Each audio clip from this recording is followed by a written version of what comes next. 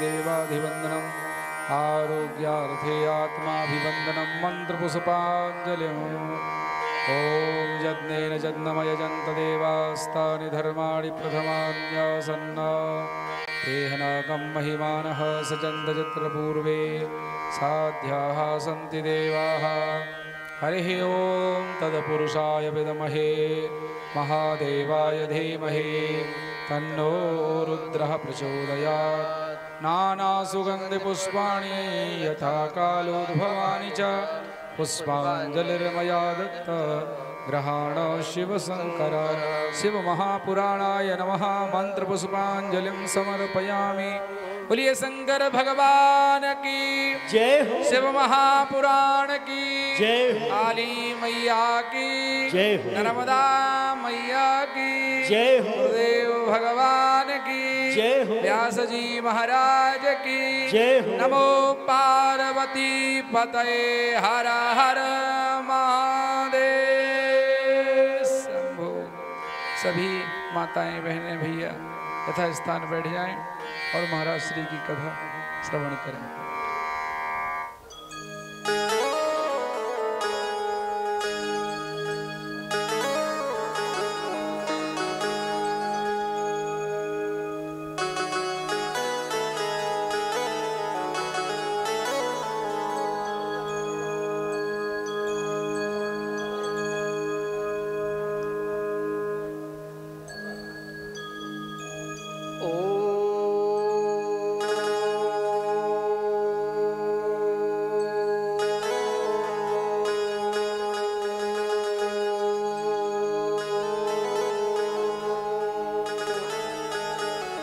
स्वस्ति श्री गणेशाय नमः। श्री राधा कृष्णाभ्यां नमः। श्री गुरुचरण कमलेभ्यो नमः। हरिः ओम्।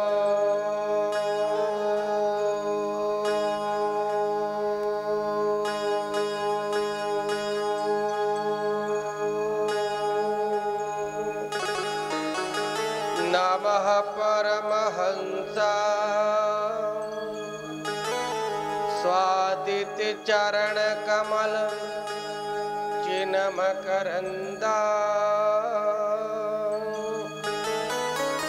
भक्ति जनमानस निवासाय श्री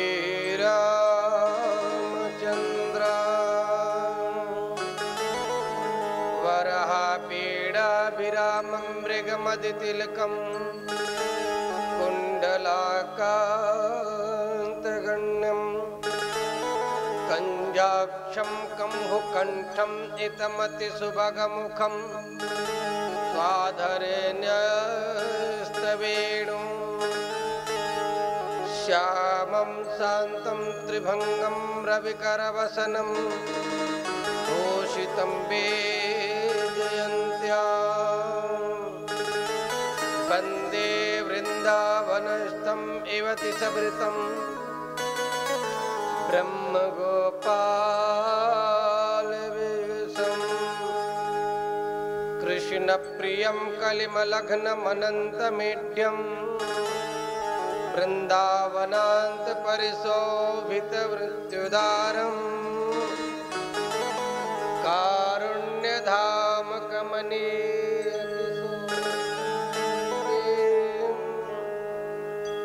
गोवर्धनं गिरिवरं प्रणमामि नित्यं। वन्दे नन्दसुतं कृष्णं वन्दे च वृषभानुजां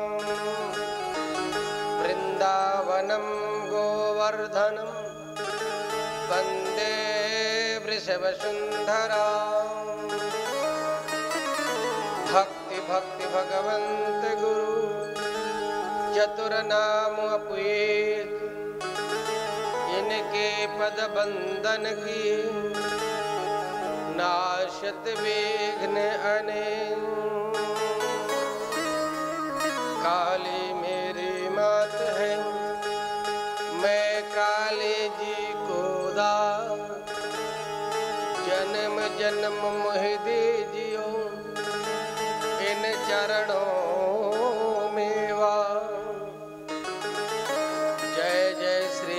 राधारमण जय जय नवल किशोर जय गोपी चित चोर प्रभु जय जय माखन चोर। शिवे भक्ति शिवे भक्ति शिवे भक्तिर्भवे भवे अन्यथा शरणं नास्ति त्वमेव शरणं मम। भवानी शंकरो वंदे श्रद्धा विश्वासरूपिणो याभ्यां विना न पश्यन्ति सिद्धा स्वान्तस्थमेश्वर।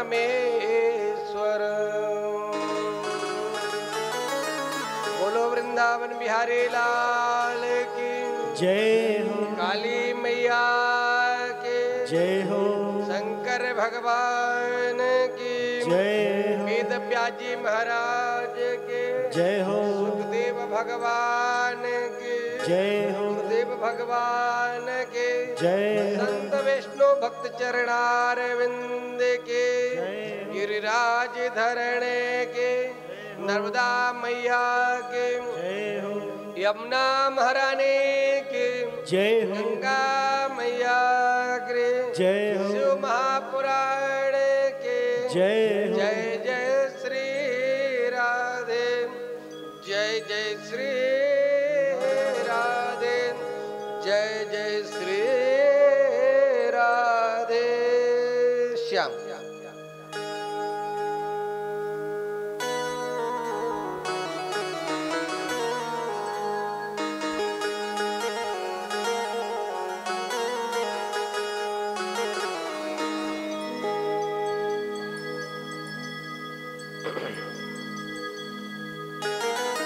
अखिल कोटि ब्रह्मांड नायक अनादि अनंत खंड सच्चिदानंद आनंद घन परमानंद परमपिता परमेश्वर योगीश्वर भूत भावन भोलेनाथ आज उनके हम सभी लोग उनके कथा में उनके गुणगान में गोता लगा रहे हैं। आज कौन सा दिन है? कथा का 6वां दिन है।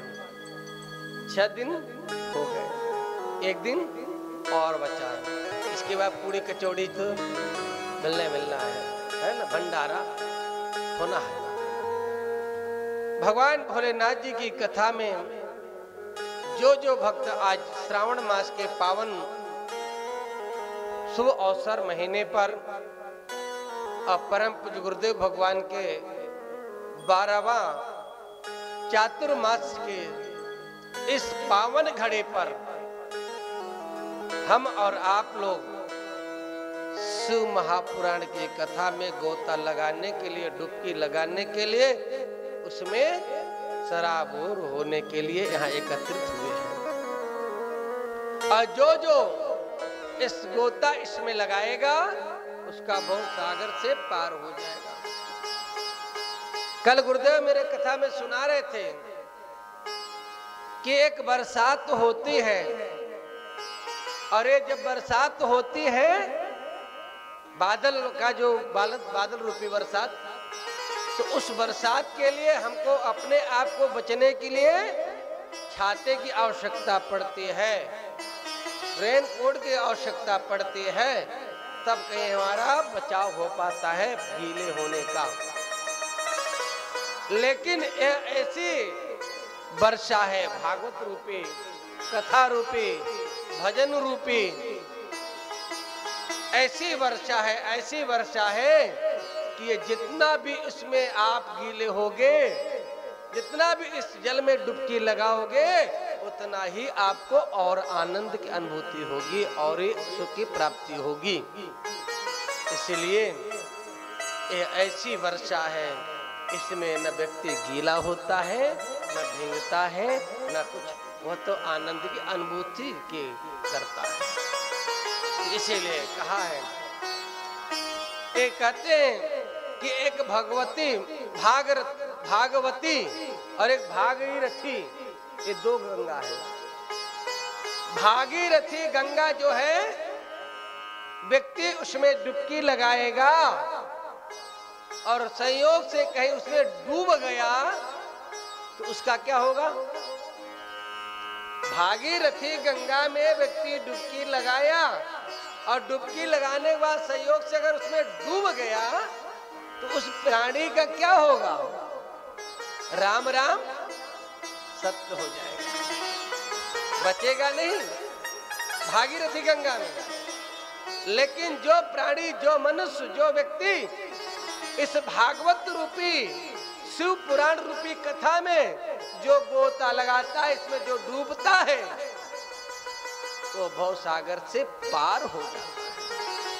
इसमें जितना ही गोता लगाएंगे, जितना ही डुबकी लगाएंगे, उतना ही आपको आनंद की प्राप्ति होगी, उतना ही सुख की प्राप्ति होगी, उतना ही आप इसमें क्या होगा? प्रभु के दर्शन होंगे। इसलिए भागीरथी गंगा से भी श्रेष्ठ गंगा भागवत रूपी गंगा है। यह कथा रूपी गंगा श्रेष्ठ है। इसके लिए आपको कहीं नहीं जाना है। भागीरथी गंगा के लिए तो आपको उनके पास जाना पड़ेगा, और भागवत रूपी गंगा तो आप अपने घर बैठे आप इसको प्राप्त कर सकते हो। इतनी सुगम, इतनी सरल, जो आप इसको अपने जीवन में उतार सकेंगे और पा जाएंगे, अपने जीवन को धन्य कर सकते हैं। और ये भागीरथी गंगा तो ठीक है, वो तो इस संसार में पापियों को तारने के लिए अवतरण ली है, आई है। लेकिन ये जो भागीरथी गंगा से भी ज्यादा भागवत रूपी गंगा में यह ऐसा है जो मुक्ति प्रदान करने वाली होती है। यह साक्षात जीवित व्यक्ति को भी मुक्त कर देता है। इसलिए कहा है कि भागवत में, कथा में, कीर्तन में भगवान के जब जाओ तो उसमें डूब जाओ, डूब जाओ, मत हो, आत्मसमर्पण कर दो। ऐसे हम और आप बड़े श्रद्धा, भक्ति और निष्ठा, विश्वास के साथ भगवान भोलेनाथ जी की कथा हम लोग सुन रहे हैं। इधर एक समय कल आपने कथा सुनी थी, मैया पार्वती के अंश से गणेश जी की उत्पत्ति हुई थी। उनने अपने इच्छा से प्रकट किया था। और उधर कार्तिकेय जी के दोनों पुत्रों की कथा आपने सुना, जन्म की।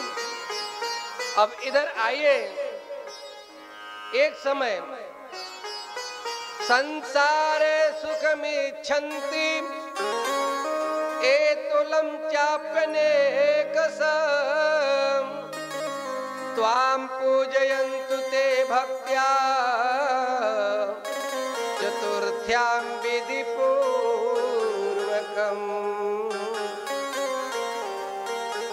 अगर आप लोग इस संसार सागर में अगर अतुल सुख प्राप्ति करना चाहते हैं तो उस सुख के लिए, सुविधा के लिए बताया है कि भगवान गणेश जी के लिए पूजा पाठ करें।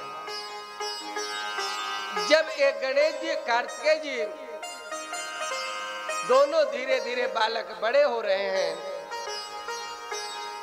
और जब दोनों बड़े हो रहे थे, एक दिन हर एक घर में माता पिता को चिंता होती है, मेरे घर में बालक है, बालक बड़ा हो गया है, उसके विवाह योग्य सुंदर सा कन्या हो जाए और मिल जाए।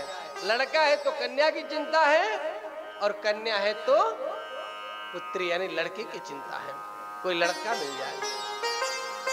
इस तरह से मैया पार्वती शंकर जी को भी चिंता थी कि अपने दोनों पुत्रों को विवाह करना है।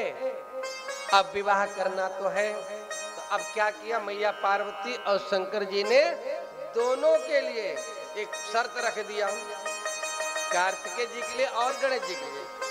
शर्त क्या रखे? अगर आपको दो में से, दोनों भाइयों में विवाह जो सर्वप्रथम उसकी होगी जो इस पृथ्वी का सर्वप्रथम चक्कर लगा के आएगा, परिक्रमा करके आएगा, उसका पहले विवाह होगा।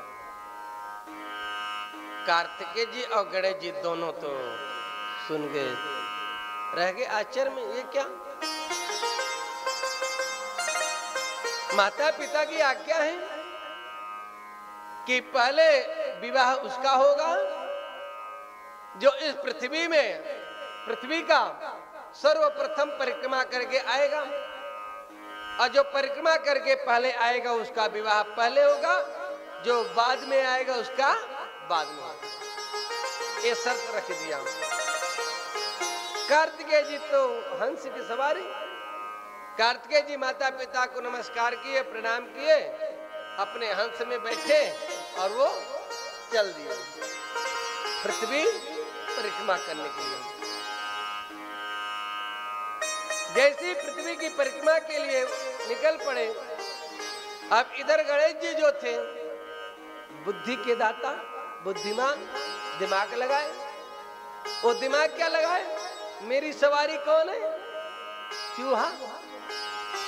अब भैया की तो सवारी कौन सी? हंस, तुरंत। लेकिन मेरा चूहा जो है छोटा, भैया इसके साथ कहां तक जा पाएंगे? गणेश जी ने सोचा कि अब मैं क्या करूं, मेरी तो विवाह ही बाद में होगा लगता है। लेकिन बुद्धि के ज्यादा उनने दिमाग लगाया। बुद्धि क्या लगाए? इसलिए कहा है पढ़े लिखे व्यक्ति जो हो, बुद्धिमान जो हो, वो 100 में से एक ही बहुत है। अब पागल जो है ना 1000 हो और बुद्धिजीवी व्यक्ति 1 हो, बराबर है ना? तो क्या कार्तिकेय जितनी बुद्धि लगाए नहीं, वो हंस में बैठे चल दिए। गणेश जी ने अपनी बुद्धि विवेक का काम किया कि भैया अब मैं क्या करूं? बोले कि अब मेरे लिए पृथ्वी की परिक्रमा मेरे माता ही पिता श्रेष्ठ हैं। कौन है? माता पिता। और माता पिता से बढ़कर इस संसार में कौन भगवान बड़ा हो सकता है? कोई नहीं हो सकता। पहले गुरु माता पिता है, भगवान पहले, मेरे लिए तो माता पिता है, फिर इसके बाद संसारिक है जो है। गणेश जी ने अब क्या माता पिता के साथ बैठाया वहीं, एक शंकर जी को और मैया पार्वती को बैठाया। बैठाने के बाद गणेश जी ने कहा मैया और पिताजी, अब मुझे आपकी परिक्रमा करनी, मतलब बोले मैं आपकी परिक्रमा करूंगा, मैं पृथ्वी की नहीं। बोले अच्छा, जैसी तेरी इच्छा। माता पिता को बैठाया, दोनों के आसन पे बैठा करके भगवान गणेश जी बुद्धि के ज्ञाता दाता, उन्होंने माता पिता का पूजन किया। अब पूजन करके मैया के और पिताजी की अपने साथ परिक्रमा लगाई। तेनाथ पूजितो च प्रकांतो च पुनः पुनः एवं न कृतवान् शब्द प्रणामस्तुम तथैव च। गणेश जी ने क्या किया? माता पिता का पूजन अर्चन विधिवत करके माता पिता का 7 बार परिक्रमा किया। अब जैसे 7 बार परिक्रमा पूर्ण हुई, अब पूर्ण होने के बाद पिताजी के माता को प्रणाम किया। बोले माता जी पिताजी मेरी तो परिक्रमा पूरी हो गई पृथ्वी की। बोले ये कैसे? बोले आपकी परिक्रमा जो कर लिया, मेरे लिए पृथ्वी से बढ़कर के, संसार से बढ़कर के मेरे माता पिता ही सब कुछ है। मैं इसलिए मैं आपको सब मानता हूँ, इसलिए पहले मेरी विवाह होना चाहिए। अच्छा गणेश जी ने कहा मेरी विवाह होना चाहिए। माता पिता ने भी दिमाग लगा, सही बात है, इसने माता पिता को पूजा है। अगर जीवन में आपको सुख चाहते हो तो माता पिता को प्रसन्न रखो। माता पिता को प्रसन्न रखोगे तो आपको माल रहोगे, किसी चीज की कमी नहीं होगी, है ना?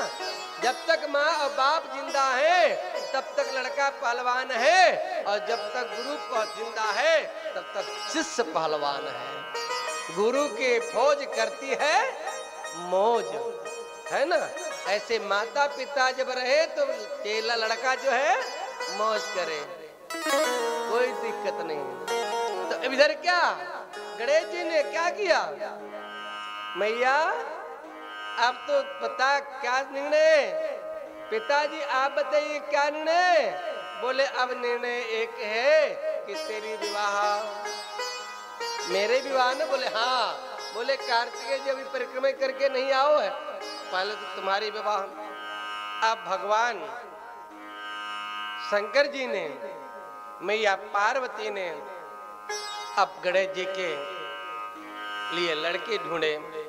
विश्वरूप नामक प्रजापति की एक सर्वगुण संपन्न दो पुत्रियां थी, दो पुत्रियां थी रिद्धि और बुद्धि।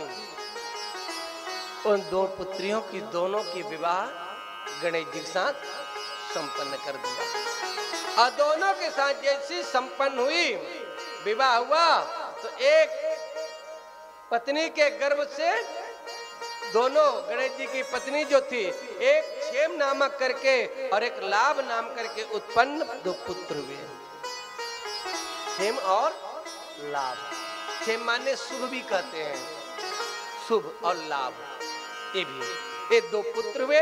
इधर गणेश जी बढ़िया सुंदर उनका परिवार चल रहा है, माता पिता की कृपा से अच्छे से रह रहे। कार्तिकेय जी जो थे परिक्रमा करके आ रहे थे, रास्ते में जैसी पहुंच रहे थे माता पिताजी के पास, तो माता पिताजी के पास पहुंचने नहीं पाए, देवर्षि नारद जी वहीं पहुंच गए कार्तिकेय जी के पास। इन चीजों में नारद जी के बहुत आगे रहते थे, कहाँ आग लगाना है और कहाँ काम बनाना है। कुछ लोग होते हैं ना, काम बनाने वाले भी होते हैं, बिगाड़ने वाले भी होते हैं। कुछ आपके घर में जो हो गए बनाने वाले वो बिगाड़े, और नारद जी का काम ज्यादा था बिगाड़ने का भी और बनाने का भी। नारद जी ने सोचा अब शंकर जी के परिवार में थोड़ी आग लगा दो। क्या? हाँ। अब बोले क्या करें? बोले छोटे भाई की विवाह हो गया, शादी हो गई, अब बड़े की नहीं हुई है, अब थोड़ी सी यहाँ पे बढ़िया अच्छा मलहम पट्टी कर दिया जाए। बोले क्या? कार्तिकेय जी जब आ रहे थे, और जैसे कार्तिकेय जी आ रहे थे तो कार्तिकेय जी के पास पहुंच गए। बीच रास्ते में महाराज रुको रुको। बोले क्या हुआ देवर्षि? बोले तुम कहाँ से आ रहे हो इतनी तेज गति में? बोले मैं तो परिक्रमा करके आ रहा हूँ। बोले काहे की? पृथ्वी की। किसने कहा? माता पिता ने। तो माता पिता ने कहा तो फिर क्यों? बोले पिताजी माता का आदेश है, जो पृथ्वी का पहला परिक्रमा करके आएगा पहले उसकी शादी पहले होगी। तो हम दो भाई गणेश और कार्तिकेय, तो मैं परिक्रमा करके अब वापस जा रहा हूँ। बोले अच्छा अच्छा अच्छा, ऐसी बात थी, तो तुम बड़े हो ना? बोले हाँ। बोले फिर गणेश जी की शादी काहे हो गई? कार्तिकेय जी चक्का पक्का, ये क्या गणेश की शादी हो गई? बोले हाँ, कार्तिकेय का विवाह हो गया, उनका गणेश जी का, तुम रह गए। ऐसी बात सुन करके गणेश जी तो वहां रहे, और कार्तिकेय जी के मन में क्रोध आ गया। अपने आप को अपमानित समझ रहे कि मेरे साथ धोखा हुआ है, मेरे साथ अन्याय हुआ है। अब जब आए माता पिता के पास तो देखा गणेश जी के विवाह, पत्नी सब आदि बच्चे। कार्तिकेय जी के मन में अब क्या आया कि ऐसे स्थान को छोड़ देना चाहिए। ये सत्य है कि अगर माता पिता के पास भी अगर बालक को अपमानित किया जाए, अपमान किया जाए, तो बालक अगर अपने में बुद्धिजीवी है तो माता पिता को छोड़ के कहीं और होना चाहिए, अपमानित नहीं। मैंने तो शास्त्र में माता पिता गुरु देव स्थान मित्र और पत्नी, इन स्थानों पे बिना बुलाए जाना चाहिए, बिना निमंत्रण के जाना चाहिए। परंतु इन स्थानों पर भी अगर आपको बार बार अपमानित किया जाए, छोटा दिखाया जाए सबके नजर में, तो इन स्थानों को भी छोड़ देना चाहिए, इनसे दूरियां बना लेना चाहिए। ऐसा कार्तिकेय जी ने क्या किया? यही किया। कार्तिकेय जी ने देखा कि मुझे छोटा दिखाने के लिए, अपमानित करने के लिए मेरे छोटे भाई का विवाह कर दिया गया, अब मुझे छोड़ दिया गया। कार्तिकेय जी ने उसी समय माता पिता से भेंट करके वापस वहां से रुष्ट होकर के चल दिए। और जैसे रुष्ट होकर के चल दिए माता पिता से, माता पिता मना रहे हैं, बेटा रुक तो जा, बेटा रुक तो, मेरी बात तो सुन। लेकिन अब काहे को सुनने को, बिल्कुल नहीं। कार्तिकेय तो कार्तिकेय बड़े भाई थे, नहीं माने। वो क्रोध में आकर के कार्तिकेय जी माता पिता को अपने प्रणाम करके चल दिए, क्रोध पर्वत पे पहुंच गए। और जैसे ही क्रोध पर्वत पे पहुंचे वहां निवास बना लिया अपने रहने के लिए। न तस्थातव्यम मया तातो क्षणमप्यत्र किंचन यद्येवं कपटं प्रीतिं वहायं कृतमहे। आपने मेरे साथ जिस प्रकार प्रेम के बहाने छल किया है, उसके कारण मैं इतना अधिक शुद्ध हूं कि एक क्षण भी यहां नहीं रुक सकता हूं। इस प्रकार माता पिता से कार्तिकेय जी ने कहा कि आपने मुझे प्रेम तो दिखाया, प्रेम दिया, लेकिन उस प्रेम में मेरे साथ आपने धोखा दिया है, धोखा किया है।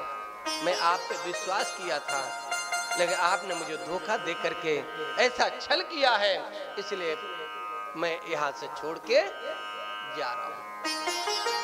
मैया पार्वती शंकर जी ने देखा कि बालक नहीं मानेगा, बालक को मनाने में बहुत यत्न किया, लेकिन कार्तिकेय जी इस बात को नहीं माने। और न मान करके उनने उस पर्वत पे जब पहुंचे, क्रोच पर्वत पर, और क्रोच पर्वत पे जब पहुंच गए तो वहां जाकर के वहां निवास किया। तो मैया पार्वती और शंकर वहीं उस पर्वत पे पहुंच गए कार्तिकेय जी के पास। और जैसे कार्तिकेय जी के पास पहुंचे, कार्तिकेय ने अपने पिता और माता को आकर देख करके उन्होंने वहां से 12 कोस दूर और आगे चले गए। 12 कोस और, जैसे 12 कोस और आगे चले गए तो मैया पार्वती शंकर जी सोचते अब तो ये नहीं मानेगा। अब वही भगवान शिव और मैया पार्वती शक्ति उसी क्रोच पर्वत पर वहीं स्थायी हो गए। और स्थायी होकर दोनों शिवा और शक्ति दोनों स्थायी हैं। और स्थायी होकर के उनने नियम बना लिए कि अब अपने बेटे का 15 दिन में मैया पार्वती और 15 दिन में शंकर जी मिलने जाते थे। कहाँ? जहाँ बालक कार्तिकेय था। अमावस्या के दिन भगवान शिव जी मिलने जाते थे अपने पुत्र कार्तिकेय के मिलने के लिए, इसलिए अमावस्या के दिन चंद्रमा नहीं दिखाई देते, अंधकार हो जाता है। और पूर्णिमा के दिन मैया पार्वती जाती थी मिलने के लिए, इसलिए पूर्ण चंद्रमा खिलते थे, क्योंकि चंद्र किसके मस्तिष्क में थे? भगवान शिव के मस्तिष्क पे थे। इस प्रकार से दोनों एक 15 दिन में अपने पुत्र के लिए मिलने जाया करते थे। और शिवा और शक्ति के रूप में उसी क्रोच पर्वत पर भगवान मल्लिका अर्जुन ज्योतिर्लिंग के नाम से स्थापित हो गए। मल्लिका अर्जुन ज्योतिर्लिंग वहीं पर्वत पे स्थायी, सभी भक्त लोग वहां जाकर के ज्योतिर्लिंग का दर्शन करते हैं और पुत्र के प्रति स्वेदन आदि विचार, कष्ट आदि को अपने मन में विचार करते हुए भगवान भोलेनाथ मैया पार्वती उस पर्वत पे निवास करते हैं। और जो भक्त वहां दर्शन करने जाते हैं उनका मनोकामना पूर्ण होता है। ये हमारे 12 ज्योतिर्लिंगों में से एक ज्योतिर्लिंग है। प्रेम से बोले ओम नमः शिवाय, मिल के बोले ओम नमः और शिवाय, सारे बोले ओम नमः शिवाय। अब आपने तारकासुर के वध की कथा सुना था, आपने कार्तिकेय जी के द्वारा उसका उद्धार हुआ था। तारकासुर के 3 बेटे थे। 3 बेटों में से तीनों बेटों ने क्या किया? बड़े सुंदर तप किया। तारक, विद्युमाली और कमलाक्ष, ये तीनों बेटों ने सोचा कि अब मैंने, मेरे पिताजी का तो मृत्यु हो गई है, भगवान के बड़े भक्त थे, पूजा पाठ बड़े बलशाली ताकते थे, लेकिन व्यक्ति के पास जब कुछ वैभव आ जाता है ना, या कुछ प्राप्त कर लेता है ना, तो उसके मन में अभिमान आ जावे। अभिमान कैसे? या किसी को अपने धन का अभिमान, या किसी को पौरुत्व का अभिमान, या किसी को अपने तप का साधना का अभिमान, या अपने किसी को ज्ञान का अभिमान। इस प्रकार हर मानव को कोई न कोई अभिमान कुछ प्राप्त होने पर आ ही जाता है। ये तारक, विद्युमाली और कमलाक्ष जो थे, जब तक इसके पास कुछ नहीं था तब तक इसके हृदय में अभिमान नहीं रहा।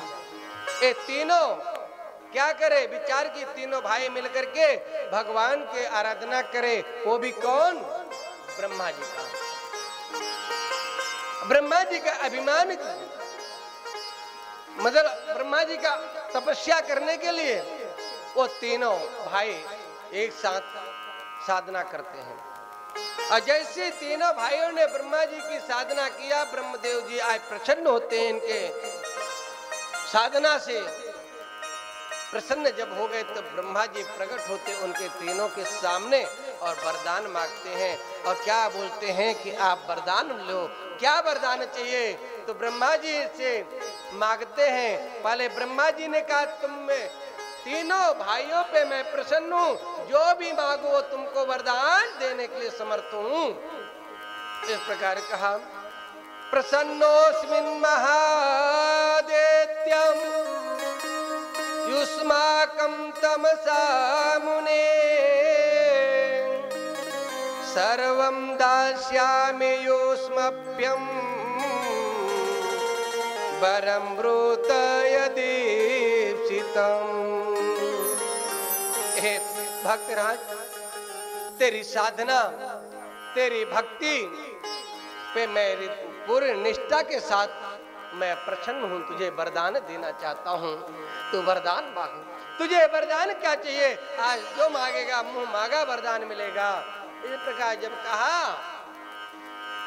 ब्रह्मा जी के सामने देखकर तीनों भाई प्रसन्न हो गए कि मेरी आज साधना सफल हुई, वरदान मांगने के लिए करें। तो तीनों भाइयों ने वरदान आज मांगते हैं और क्या कहते हैं कि हे प्रभु, अगर मेरी भक्ति पे, मेरी पूजा पे, मेरी आराधना पर, मेरी साधना पर अगर आप प्रसन्न हैं तो आप मुझे दे दिए वरदान। यदि प्रसन्नो देवेशम यदि देयो वर त्वया अवध्वस्त्वयं च सर्वेषां सर्वभूतेषु देहिनां। यदि हे ब्रह्मदेव आप हम पे प्रसन्न हैं, मेरी भक्ति पे प्रसन्न है, तो मुझे वरदान दो। बोले क्या चाहिए? मैं वरदान देने के लिए आया हूँ, मांग ले। क्या चाहिए? क्या चाहिए?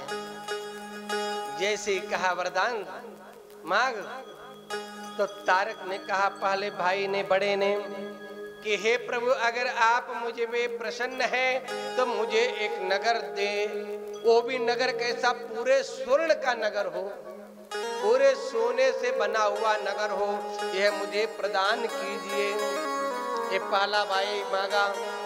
दूसरा भाई ने कहा कि अगर ब्रह्मदेव मुझ पे आप प्रसन्न हैं, मेरी भक्ति पे प्रसन्न हैं, तो मुझे रजत का यानी चांदी का मेरे राज्य सुंदर सा नगर बसा हो, वह मुझे प्रदान कीजिए।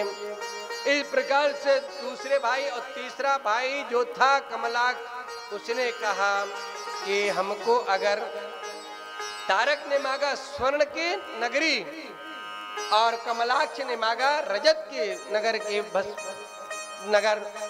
और दूसरा विद्युमाली ने कहा कि अगर आप मुझे देना चाहते हैं तो एक लोहमय नगर का मुझे राजा बनाइए। ब्रह्मा जी ने तीनों भाइयों के जैसे सुना कि तीनों भाइयों के अलग अलग नगर चाहिए और अलग अलग धातुओं का। एक को स्वर्णमय नगर, दूसरे को रजतमय नगर, तीसरे को लोहमय नगर। ब्रह्मा जी ने तथास्तु कह दिया और एक और कहा, गुरुदेव अगर आप प्रसन्न ही है तो इसके साथ साथ एक और दे दे वरदान। बोले क्या? इस नगर में किसी भी प्रकार की कमी नहीं रहे, सब कुछ भरा रहे। भगवान ने कहा ठीक है, भी तुझे आशीर्वाद, तथास्तु कहते हैं। और जैसे तथास्तु कहा, अब ब्रह्मा जी वहां से अंतर ध्यान हो गए। अंतर ध्यान होने के बाद इधर ये जो थे तीनों भाई, ये तीनों भाई अब क्या अपने राज्य में अपने अलग अलग लोक में गए हैं। और तीनों अलग अलग लोक में जब जाते हैं तो ये तीनों का अलग अलग स्थान भी है। तारक का जो स्वर्ग में था नगर सोने का, वह कहाँ था? ये सुंदर आकाश में स्वर्ग में था सोने का नगर। और दूसरे भाई जो कमलाक्ष था, उसका जो नगर था वो आकाश में रजत का नगर था। और तीसरा जो था विद्युन्माली, उसका जो लोहे का नगर था वो अपने पृथ्वी पे था। ये तीनों भाई तीनों लोक में राज्य कर रहे हैं, तप कर रहे हैं भगवान के आशीर्वाद से। और जैसी साधना कर रहे हैं, भक्ति कर रहे हैं, और तीनों के आज अपने राज्य में राज कर रहे हैं। राज्य करते करते जो इच्छा वो प्रकट हो जाए। और जैसे प्रकट हो जाता है तो अब क्या, ये तीनों भाइयों में अभिमान आ गया। शुरू में तो साधना थी, कुछ पाना था, नम्र थे, कुछ करने नहीं था, भगवान की कृपा हो गई। और जैसे सब कुछ मिल गया तो अब क्या आ गया जग गया मन में, अंत तो होना है। जो जन्म लिया है उसका मृत्यु होने है। सूर्य निकलेगा तो अस्त होगा। ये तीनों भाइयों के पास इनकी भक्ति साधना आराधना खूब तेज था जब तक कुछ नहीं था। जब सब कुछ संपन्न हो गए, अब इनके अंत का समय आया। अंत का समय आया, ये तीनों भाइयों के मन में अभिमान आ गया, अहंकार आ गया। और जैसे अभिमान आया, अंकुरित हुआ, भगवान ने कहा अब इनका तो अंत भी करना पड़ेगा। अब इनके अभिमान बढ़ने लगे। ये देवताओं पे तीनों लोगों में तीनों भाइयों का क्या अत्याचार बढ़ने लगा। और जैसे अत्याचार तीनों लोगों में भाइयों का बढ़ने लगा, तीनों भाइयों का तीनों लोगों में राज्य था। भगवान ने अब क्या, तो भगवान ने सोचा कि इनको अब तो उद्धार करना ही पड़ेगा। लेकिन इतने पराक्रमी थे, इतने शक्तिशाली थे कि ये तो छोटे मोटे देवताओं को तो, जैसे आप बरसात के मौसम में नहीं देखते कीड़ा पंखुड़ी का होता है, क्षणभंगुर, तो पतंगा वो आता है और थोड़ी देर क्या होता है, चलेगा और अंत हो जाता है। तो छोटे मोटे देवताओं को तो तीनों राक्षसों के सामने तो कुछ थे ही नहीं। आते ही क्षणभंगुर के समान हो चल के भस्म हो जाते उनके तेज से। अब क्या, भगवान ने देखे कि तीनों के अत्याचार बढ़ने लगा। और जब अत्याचार बढ़ने लगा तो क्या किया, भगवान ने ही कहा अब मुझे ही इनका उद्धार करना पड़ेगा। भगवान ने अपने ही क्या कहते हैं रूप में उनका राक्षसों को तीनों का अंत किया। मृत्यु के भागे बने, उनका भगवान उद्धार करते हुए देवताओं पे थोड़ा आराम मिला, प्रसन्न हुए। देवताओं में हाहाकार जो था, घबराए हुए थे, वो सब शांत हो गए, प्रभु की कृपा हो गई। बोलो शंकर भगवान की जय हो। ऐसी एक बार शिव जी के मस्तक से एक तेज प्रकट हुआ, लावण्य यानी लवण यानी तेज पसीना आदि प्रकट हुआ। और जैसे वह प्रकट हुआ, और प्रकट होते ही वह जो तेज था वह तेज जाकर समुद्र में गिर गया। और जैसे समुद्र में गिरा है, समुद्र में गिरते ही वो तेज एक बालक का रूप धारण कर लिया। और बालक का रूप धारण करते ही जैसे बालक रूप में परिवर्तित हुआ, वह बालक बड़े तेज तेज में रोने लगा। अब जब रोने लगा तो समुद्र जो था वो विचार करता, मेरे अंदर इतनी तेज आवाज किस चीज की, कौन रुदन कर रहा है। समुद्र प्रकट होकर देखते हैं कि ये बालक, छोटा बालक है, इतना रुदन कर रहा है, इतनी तेज तेज कि तीनों लोगों में उसकी आवाज गूंज रही है। तब तो समुद्र घबरा गया। ब्रह्मा जी के पास भी आवाज पहुंची। ब्रह्मा जी ने सोची ये क्या हुआ। ब्रह्मा जी अपने लोक से चले, समुद्र के पास पहुंचे। जैसे समुद्र के पास पहुंचे तो समुद्र से पूछे, बोले क्या हो गया, आवाज क्या है कि यार इतनी तेज तेज। समुद्र देव, समुद्र ने देखा कि ब्रह्मा जी मेरे पास आए हैं और मुझसे पूछ रहे क्या है ये आवाज आ रही है। तो जो बालक समुद्र ने अपने हाथ में खा लिया था, जो रो रहा था, समुद्र ने तत्काल उस बालक को ब्रह्मा जी के गोद में छोड़ दिया। ब्रह्मा जी के गोद में छोड़ दिया। जैसे ब्रह्मा जी के गोद में छोड़ा, ब्रह्मा जी के गोद में वो बालक जाते ही ब्रह्मा जी के गर्दन को पकड़ लिया। ब्रह्मा जी के गर्दन को इतनी तेज से पकड़ा और रुदन कर रहा है, अब बहुत रो रहा है तेज तेज। अब बालक अब जब पकड़ता है तो उसको थोड़ी पकड़ता कि मैं गला पकड़ रहा हूँ कि कान पकड़ रहा हूँ कि मुंह पकड़ रहा हूँ। वो तो बच्चा तेज ताकत से ब्रह्मा जी को पकड़ा गला, और जैसे ब्रह्मा जी के गले को पकड़ा, ब्रह्मा जी उसको सहन नहीं कर पाए। दर्द में ब्रह्मा जी के आंख से जल बहने लगा। आंख से जैसे आंख से उनके जल बहने लगा उसमें दर्द के कारण, तो देखा इतना तेज बालक में। तो ब्रह्मा जी देख विचार के ध्यान के देखा है कौन का तेज है, भोलेनाथ जी का तेज है ये बालक। तो ब्रह्मा जी के आंख से जब तेज जल निकला तो उस बालक का नाम रख दिया जलंधर। क्या रखा, जलंधर नाम रख दिया। और जैसे जलंधर को अब ब्रह्मा जी ने देखा कि अब क्या करूं, तो बालक धीरे धीरे बड़ा हुआ और बड़ा होकर के वह स्वयं आज शक्तिशाली हुआ। ब्रह्मा शिव जी का तेज बालक बड़ा हो गया। जलंधर भी धीरे धीरे अब अपने भक्ति में डूबा है। वह भी आगे धीरे चल करके भगवान की भक्ति तो किया, लेकिन यही जलंधर ने भी क्या किया है, भगवान से युद्ध किया है, देवताओं को परास्त किया। तो भगवान ने देखा कि अब यही हमारा ही अंश। कैसे, अब यहाँ बहुत अच्छी कथा आती है कि जलंधर को भगवान जब विष्णु जी मारने जा रहे थे अत्याचार देख करके, तो अब क्या मैया लक्ष्मी जी ने क्या रोक दिया, महाराज रुको रुको रुको। बोले क्यों, बोले आपको पता नहीं कौन है।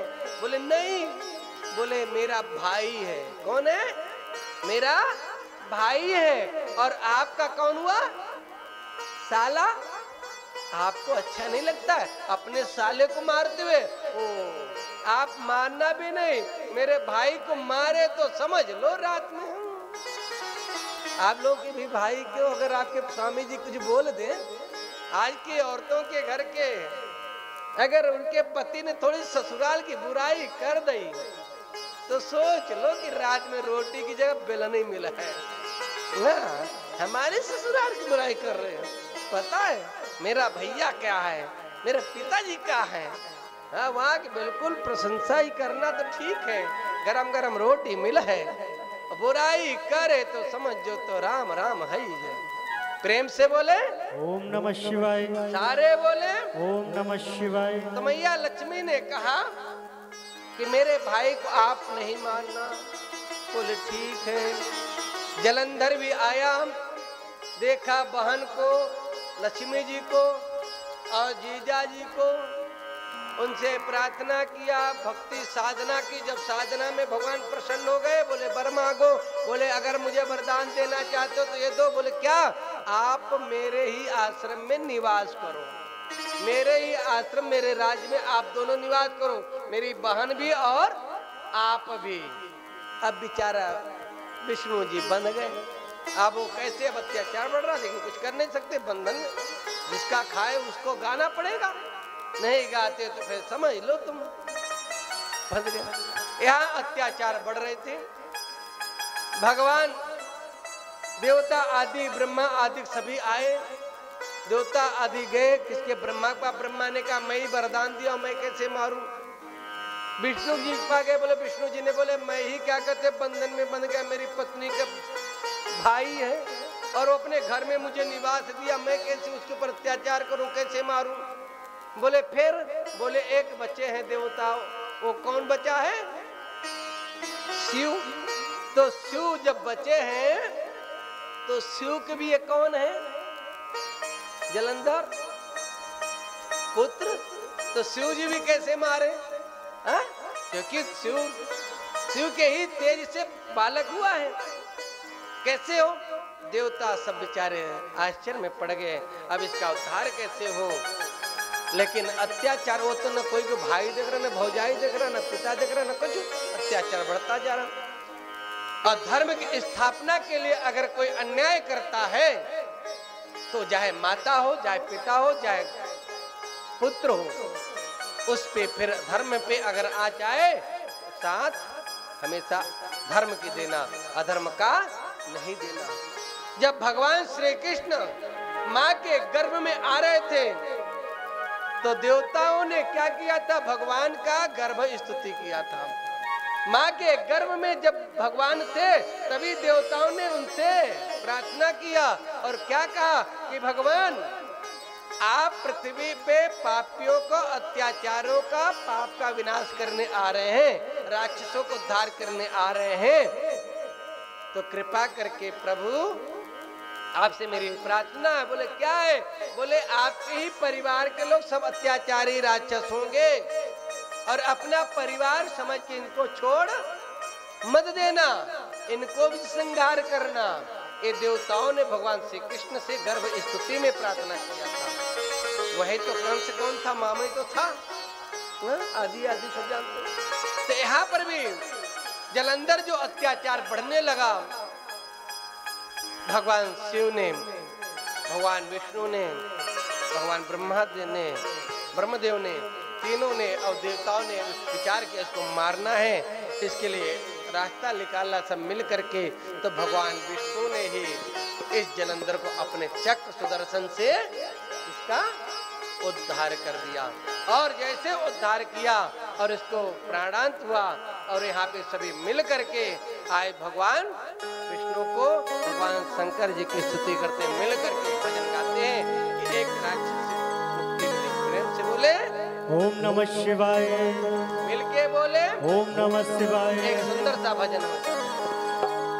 बड़ा है दयालु भोलेनाथ डमरू वाला, बड़ा है दयालु भोलेनाथ डमरू वाला, जिनके गले में काला विष धारा, काला विष धारा, भोलेनाथ डमरू वाला। बड़ा है दयालु भोलेनाथ डमरू वाला, जिनके गले में विष धरे काला, वो नीलकंठ वाला, भोलेनाथ डमरू वाला। बड़ा है दयालु भोलेनाथ डमरू वाला।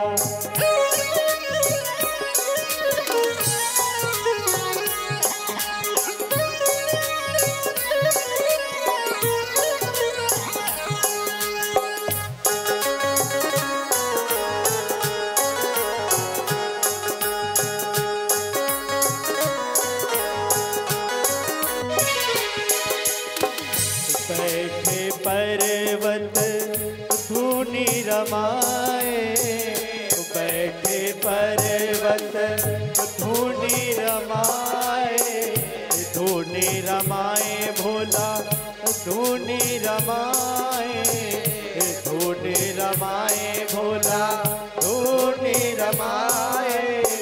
बदन पड़ी देखो मृगशाला, बदन पड़ी देखो मृगशाला, जिनका रूप है निराला। बड़ा है दयालु भोलेनाथ डमरू वाला, जिनके गले में विष धरे काला, वो नीलकंठ वाला, भोलेनाथ डमरू वाला।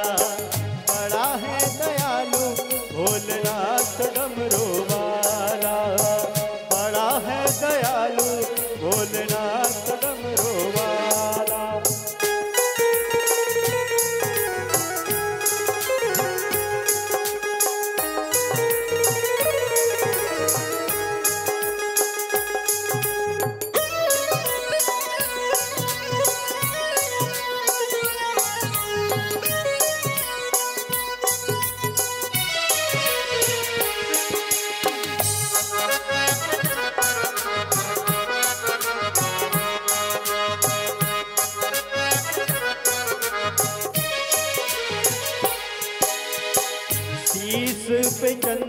चंद्रमा जटों पे गंगा, शीश पे चंद्रमा जटों पे गंगा,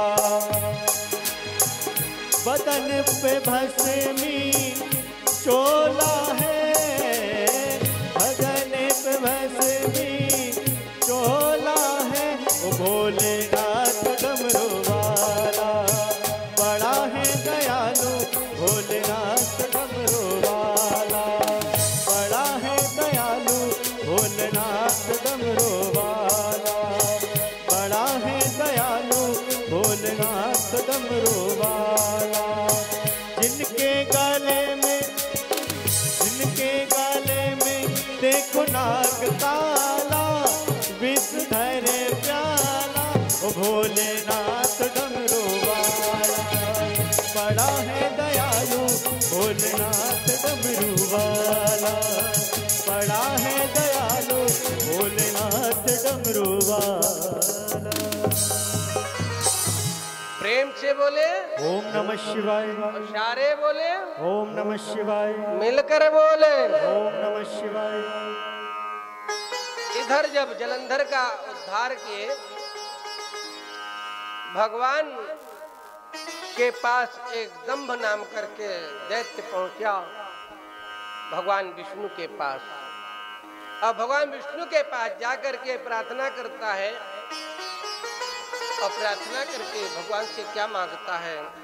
स्वयं भक्तम तनयम देहि महाबल पराक्रमम, त्रिलोक जयनम वीरमजेयम नदी दोक सामहम। हे प्रभु, मुझे एक आपसे निवेदन है, प्रार्थना है, अगर मेरी प्रार्थना स्वीकार करें तो एक मुझे वरदान दीजिए। दंभ के आज प्रार्थना को सुन करके भगवान विष्णु ने कहा, ठीक है राजन, तुम्हें क्या वरदान चाहिए? मुझे कुछ और नहीं, सिर्फ प्रभु मुझे एक भक्त क्या मांग सकता है? मुझे एक पराक्रमी, प्रचंड, अजय ऐसा एक पुत्र देने की कृपा करें। मेरी पत्नी के गर्भ से ऐसा एक पुत्र उत्पन्न होए। भगवान विष्णु ने उसे तथास्तु कह दिया, वरदान दे दिया। और जैसे वरदान दिए, वरदान देने के बाद भगवान अंतर ध्यान हो गए। अब भगवान जब अंतर ध्यान हुए, दंभ के पत्नी के गर्भ से कुछ दिन बाद एक बालक का जन्म हुआ। और जैसे बालक का जन्म हुआ, उस बालक का नामकरण हुआ शंखचूड़। अरे शंखचूड़ जो था, नामकरण होने के बाद यह धीरे धीरे जब बड़ा हुआ, बड़ा हो गया, बड़ा होने के बाद इस बालक ने विचार किया किसी साधना करना चाहिए, तप करना चाहिए।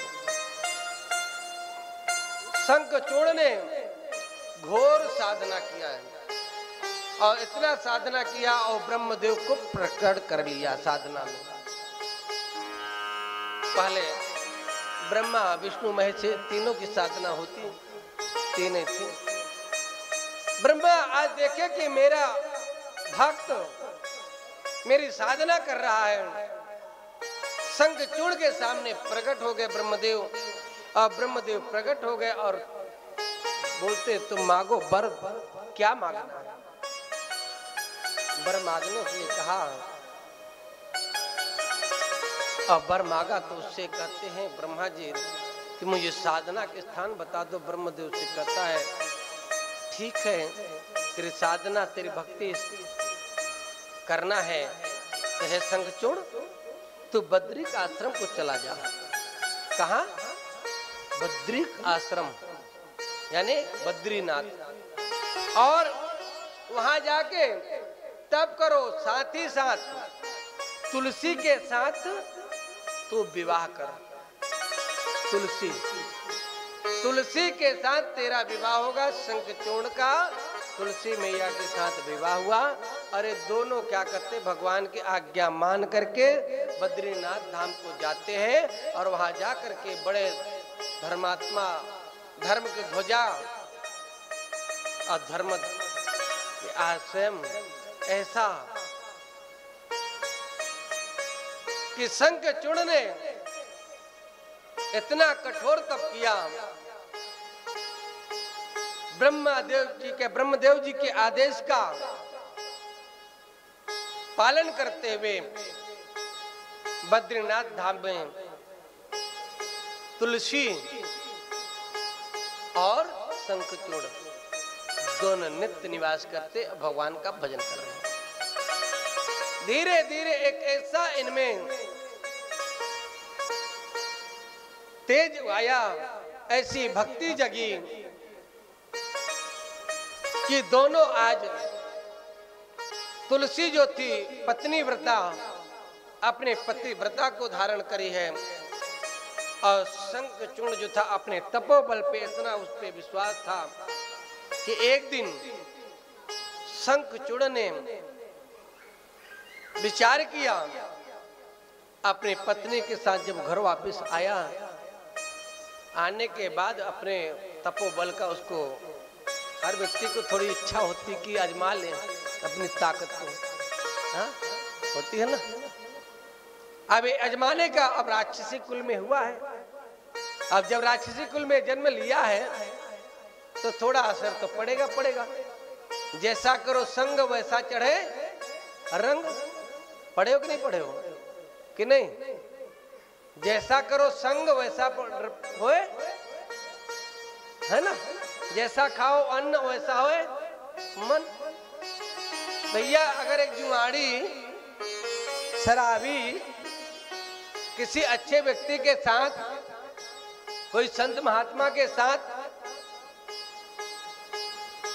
चलने लगे तो लोग क्या कहेंगे कि लगता है ये सुधर गया है, लगता है ये सुधर गया है। लेकिन उसके संगत में चलने से नहीं हो जाएगा, अपने आप पे लाना पड़ेगा, हाँ? और अगर कोई एक संत 10-5 जुआड़ियों के साथ, गुंडा आदि व्यक्तियों के साथ घूमने लगे तो लोग क्या समझेंगे कि लगता है महाराज भी गुंडों के साथ चलने लगे, ऐसी लोगों के साथ संगत करे कि इनका भी यही विचार होगा, यही होंगे, सही है ना। तो इसलिए कहा जैसा करो संग वैसा चढ़े रंग, जैसा खाओ अन्न वैसा होए मन, जैसा पियो पानी वैसा होए वाणी। इसलिए हमेशा ध्यान रखना, जीवन में जब कभी कोई हो तो संगत अपने से अच्छी होनी चाहिए। मित्र भी बनाओ तो अपने से योग्य बनाओ, कोई अपने से छोटे मित्र को न पढ़ा लो, बना लो। अच्छे व्यक्ति के संगत करो जो तुम्हें सदमार्ग में ले जाए, ये नहीं कि तुम्हारी नैया को ले जाके डुबा दे। हाँ, गुंडागर्दी में आजकल तो अधिकांश करके राम ही राम है। संगत तो फिर क्या है आप लोग जानते हो, ये बड़े बिरले हैं जो संगत अच्छे करते हो, नहीं तो कोई शराबी, कोई जुआड़ी, कोई गंजेड़ी, कोई तो चल रहा, ऐसी जीवन है। तो इधर शंखचूर्ण जो था, ये आश्रय योनि में जो शंखचूर्ण था, ये पूर्व जन्म में कौन था? ये पूर्व जन्म का ये भगवान श्री कृष्ण का सखा था। वो सखा कौन? सुदामा। एक मैया ने मुंह चलाई, कौन? सुदामा।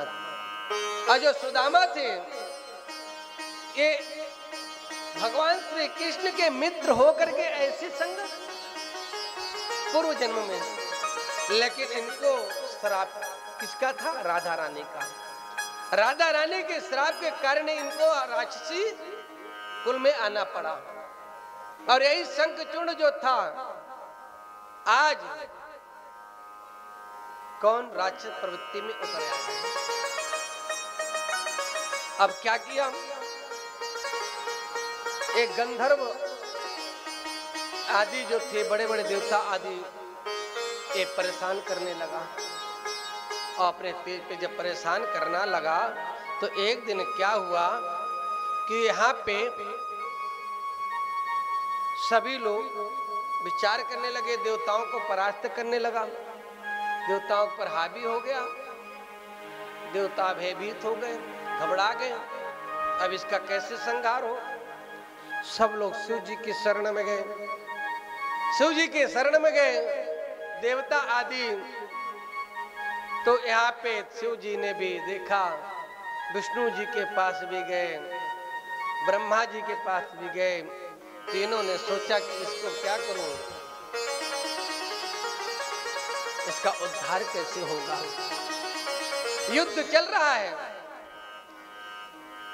ब्रह्मा विष्णु महेश तीनों के साथ में इस शंखचूर्ण का युद्ध हुआ, लेकिन कोई परास्त करने वाला इसको नहीं है। और जब तीनों कोई परास्त नहीं कर पा रहे थे तो उस समय एक आकाशवाणी हुई। आकाशवाणी क्या हुई?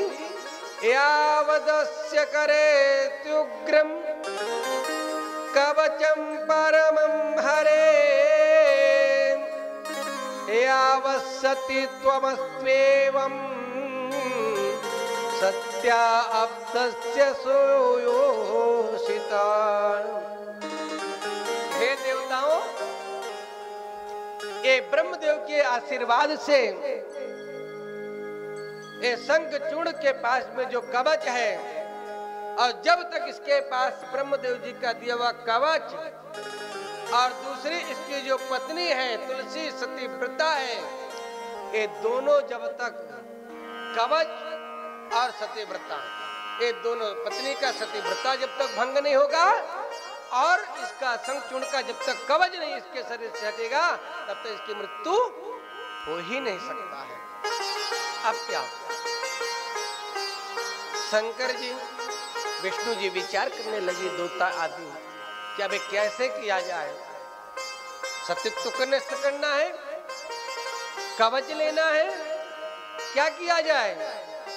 देवता आदि मिलकर के विचार की तो ब्रह्मा जी विष्णु जी ने एक ब्राह्मण रूप धारण किया। अब ब्राह्मण रूप धारण करके शंखचूर्ण के पास गए और शंखचूर्ण के पास जाकर के उससे भिक्षा मांगते हैं। और क्या? देहि भिक्षाम दानवेंद्र मह्यम प्राप्ताय सांप्रतम। हे दानवेंद्र, हे सूरवीर, आपसे मेरी निवेदन है, मैं आपके द्वार पे एक भिक्षा लेने आया हूँ। भिक्षाम देहि, भिक्षाम देहि। ब्राह्मण वेश में देख करके वृद्ध ब्राह्मण का वेश भगवान ने धारण किया था। उस वृद्ध ब्राह्मण को देखा शंखचूर्ण ने तो सोचा ब्राह्मण है, भिक्षा लेने आया, दे देता हूं। जैसे ब्राह्मण से कहा कि भिक्षा मांगो, क्या चाहिए? शंखचूर्ण ने कहा कि क्या चाहिए बताइए। ब्राह्मण देव, मैं तुम्हें भिक्षा दूंगा। शंखचूर्ण की बात सुन करके ब्राह्मण देव ने कहा, भिक्षा दोगे? बोले हाँ। बोले तुम पहले वचन दो। बोले वचन? बोले हाँ। वचन जैसे ही कहा तो वचन ओम कह दिया, वचन दे दिया, संकल्प कर लिया।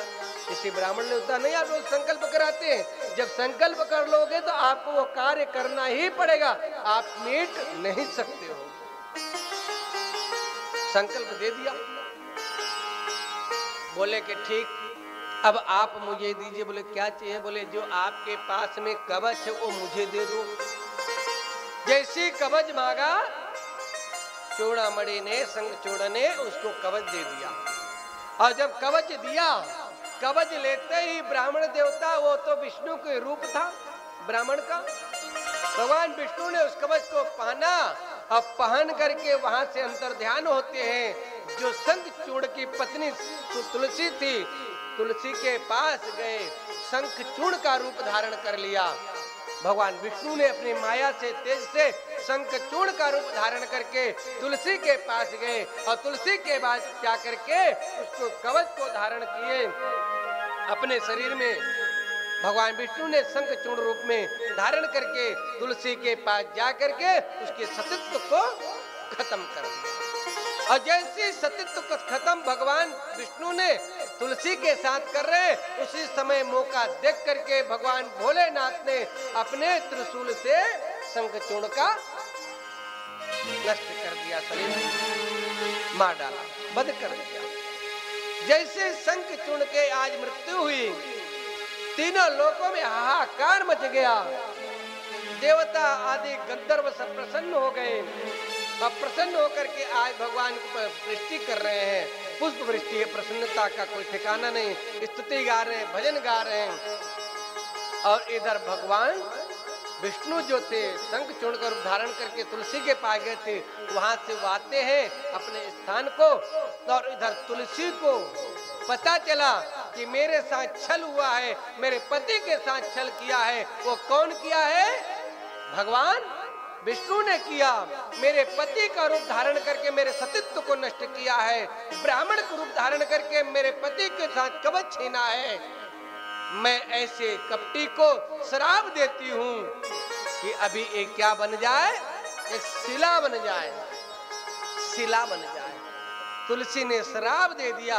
जैसे तुलसी ने भगवान विष्णु को शिला का श्राप दिया, भगवान उसी समय विष्णु शिला बन गए, यानी शालिग ग्राम बन गए। बोलो शालिग्राम भगवान की जय हो।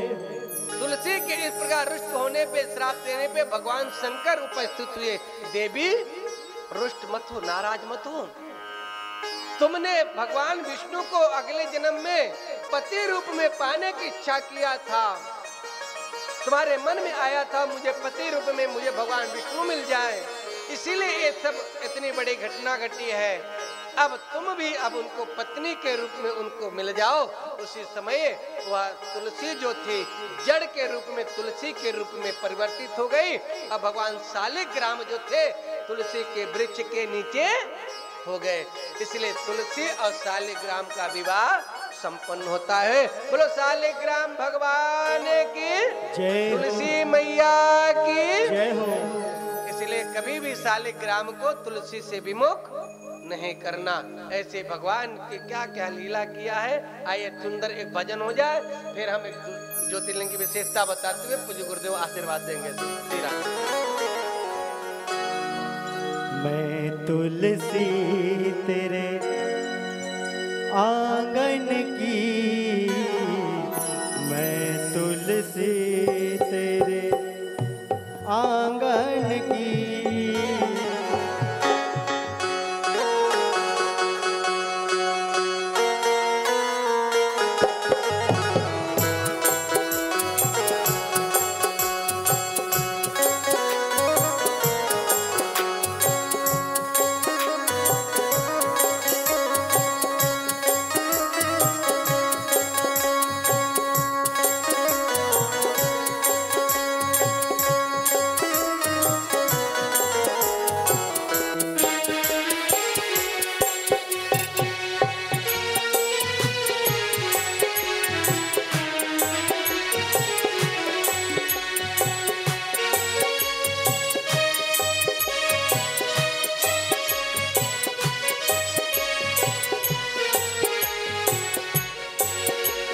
द्वार पड़े पड़ तरस गई है, द्वार पड़े पड़ तरस गई है, आज उमड़ कर बरस गई है, प्यासी बदली सावन की, मैं तुलसी तेरे आंगन की, मैं तुलसी तेरे आंगन की, मैं तुलसी। हर हिंदू के धर्म के जो भाई लोग बहन लोग हैं ना, हर हिंदुओं के घर में तुलसी का आविर्भाव होना चाहिए। और जो तुलसी का पूजन करता है उस घर में कभी किसी प्रकार की अलाय बलाय संकट नहीं आती। अगर जिसके घर में आंगन में तुलसी माँ का वृक्ष होता है।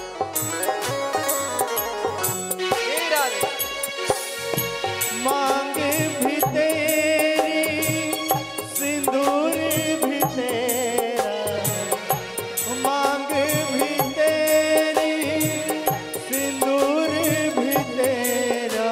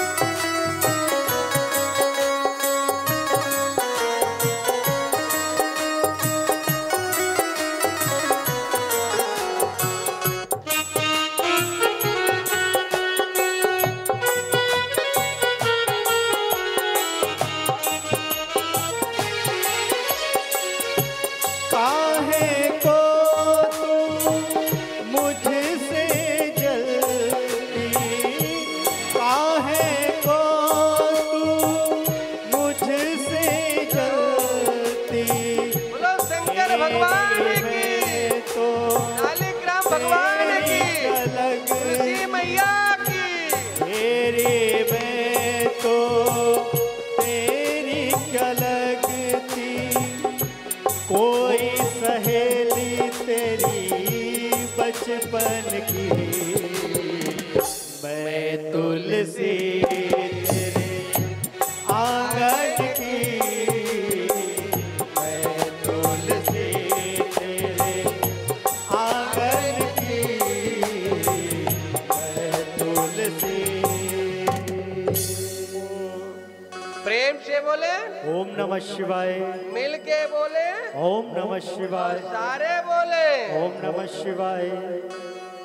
आइए आज अष्टम ज्योतिर्लिंग के प्रादुर्भाव की कथा आपको सुनाता हूँ कि अष्टम ज्योतिर्लिंग जो है उनका प्रागट्य कैसे हुआ। एक समय गौतम ऋषि जो थे दक्षिण दिशा में ब्रह्मगिरी पर्वत पर जाकर के 10,000 वर्षों तक इन्होंने तप किया था।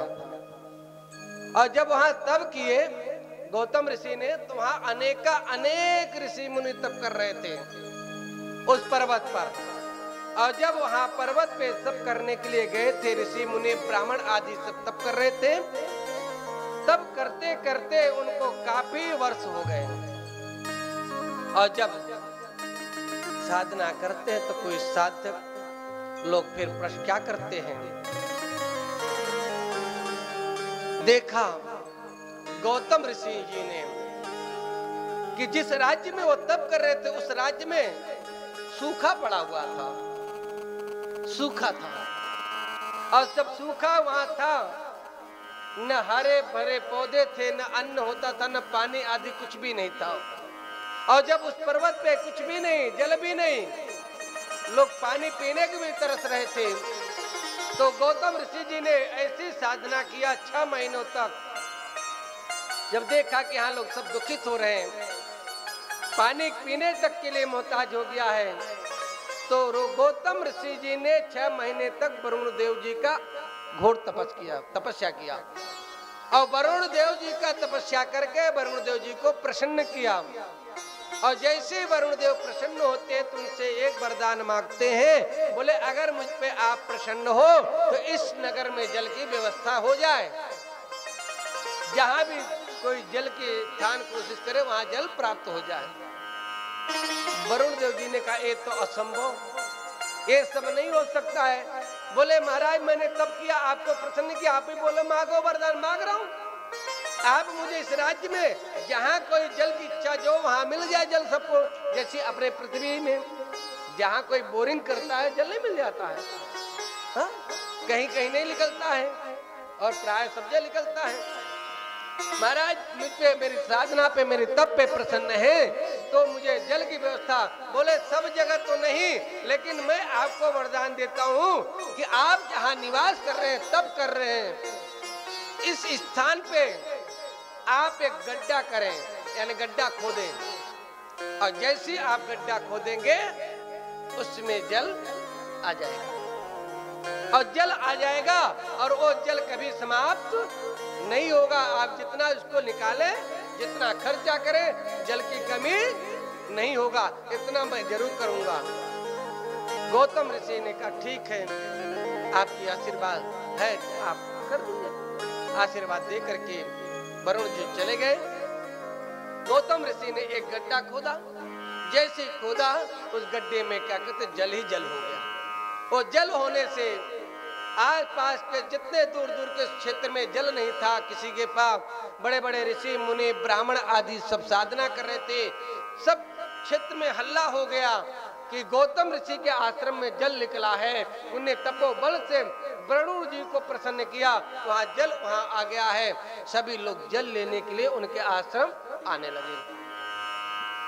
जो आश्रम में जल लेने आने लगे, यहाँ गौतम ऋषि जी की जो पत्नी थी अहिल्या, अहिल्या ने गौतम जी ने मिलकर अपने आश्रम में सुंदर सुंदर बाग बगीचा अच्छा तैयार किया। जल की कमी नहीं। ऋषि मुनियों के आश्रम में झाड़ पौधे हर प्रकार की जड़ी बूटी मिलती है। देखा, अच्छा उगा दिया। एक दिन क्या हुआ, ऋषि की पत्नियां आती थी जल लेने के लिए। ब्राह्मण की पत्नियां जल लेने आवे तो अहिल्या के मन में थोड़ा सा अभिमान आया। क्या आया कि ये देखो सब मेरे यहाँ जल लेने आती है, बार बार मन में आ ही जाता है। जैसे उनके मन में आया तो ऋषि पत्नियों को डांटने लगे, वो ब्राह्मण की पत्नियां भी उनको भी डांटने लगे। कोई गड़बड़ी हो जाए तो कैसे आ रहा, जब देखो जब पानी भरने आ रहे। इस प्रकार के अनाप शनाप गुस्सा में बोल दी। अब ऋषि पत्नियों को, ब्राह्मण की पत्नियों को, इनको मन में भी आ गया क्रोध, इसको अभिमान अपने जल का आया है। तो ऋषि पत्नियों ने अपने अपने पतियों से बता दी कि अहिल्या को अभिमान है।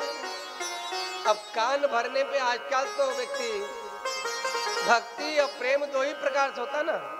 वो कहते हैं अगर किसी के प्रति बैर उत्पन्न कराना है तो उसके बारे में बुराई करते रहो। क्या करो, उस व्यक्ति की खूब बुराई करो दूसरे प्रति में, और जितनी बुराई उसकी करोगे वो व्यक्ति के मन में उतने उसके बारे में खराब आ जाएगा कि फलाना तो ऐसा है, वो व्यक्ति ऐसा, तभी तो सब लोग उसकी बुराई कर रहे हैं, पूरे नगर में उसकी हल्ला हो रहा। वो गौतम को क्या कहते हैं, अभिमान आ गया है। गौतम बड़ा अपने आप को तपस्वी समझता है, उसकी पत्नी तो और अनाप शनाप।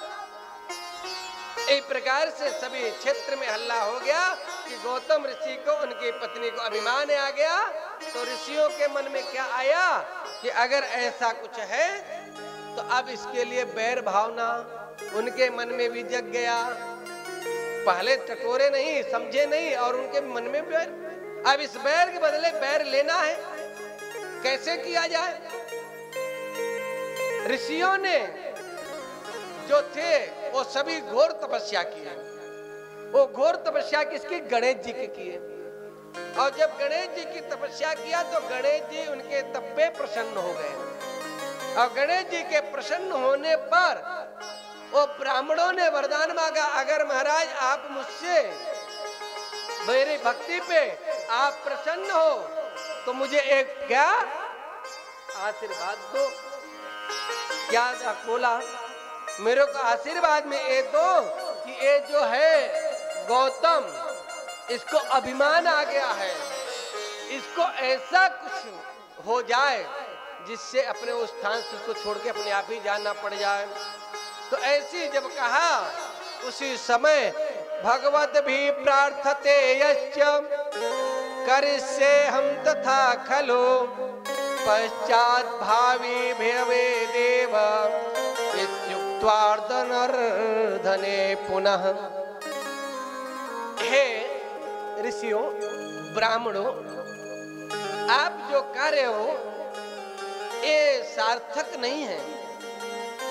आप किसी के प्रति में गलत मेरे से वरदान लेना चाहते हो, ये शोभा नहीं दे रहा, ये अनर्थ होगा, इसमें अच्छा नहीं होगा, इसका परिणाम बहुत गलत होगा। गणेश जी ने उन ब्राह्मणों को, उन ऋषियों को समझा रहे कि महाराज ऐसी वरदान मत मांगो, इसमें कोई सार नहीं है, ये अनर्थ कर देगा और ये हानिकारक हो जाएगा। लेकिन ऋषि लोग नहीं माने, वो ब्राह्मण लोग नहीं माने। महाराज आपको मेरी साधना पे आपको देना पड़े, मेरी इच्छा है तो देना ही है, अब जो होगा देखा जाएगा। बोले ठीक है, नहीं मानते हो, तुमने मेरे को साधना पे क्या किया है, बस में कर लिया है, बस में किया, देवता तो बस में होते ही है, मैं वरदान देता हूँ, ठीक है तुम्हारे कार्य पूर्ण हो। गणेश जी उनकी बात को सुन करके उसी समय गणेश जी ने एक गाय का रूप धारण कर लिया। और जैसे ही गाय का रूप धारण किया और गाय का रूप धारण करके वहां पहुंच गए जहां पे गौतम ऋषि की बगीचा लगी थी।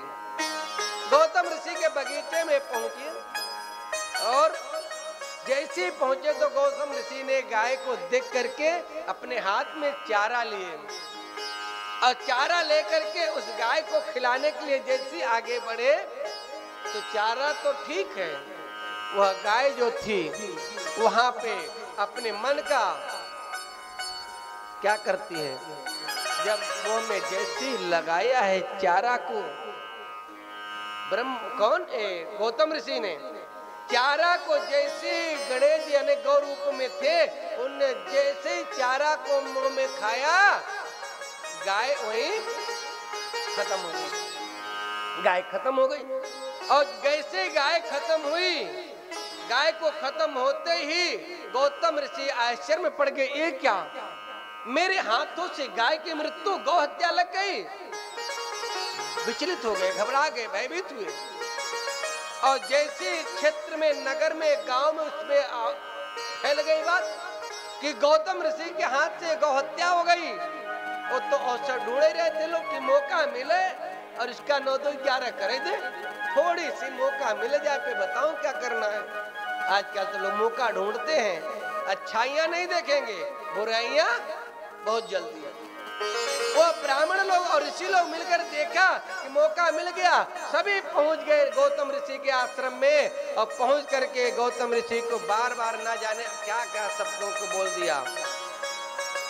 बहुत शब्द बोला कि इसके हाथ से गौ हत्या हो गई तो इस राज्य में रहने लायक नहीं है, तो यहाँ छोड़ के जा, तू पति थे, ना जाने क्या क्या बोले। एक दिन शर्मिंदा हो करके गौतम ऋषि स्वयं कहते हैं, मैंने ऐसा कौन सा अपराध किया था, कौन सा पाप किया था। उन्होंने उस आश्रम को वहां छोड़े और छोड़ करके अपनी पत्नी के साथ कुछ दूर चले गए और दूर जाकर के उन्होंने पुनः वहां आश्रम एक छोटा सा बनाया और बना करके वहीं पे गौतम ऋषि ने सुंदर एक भगवान भोलेनाथ जी की साधना करते हैं, एक पार्थिव शिवलिंग बनाते हैं और पार्थिव शिवलिंग बना करके वहां उन्होंने क्या किया, भगवान भोलेनाथ जी की आराधना करने लगे। और जैसे आराधना करते हैं और आराधना जब किया है, भगवान भोलेनाथ जी आए गौतम जी को ऋषि के आराधना पे प्रसन्न होकर के, खुश होकर के वहां पे आज आते हैं और शंकर जी किसके, गौतम की तपस्या पे प्रसन्न हो गए।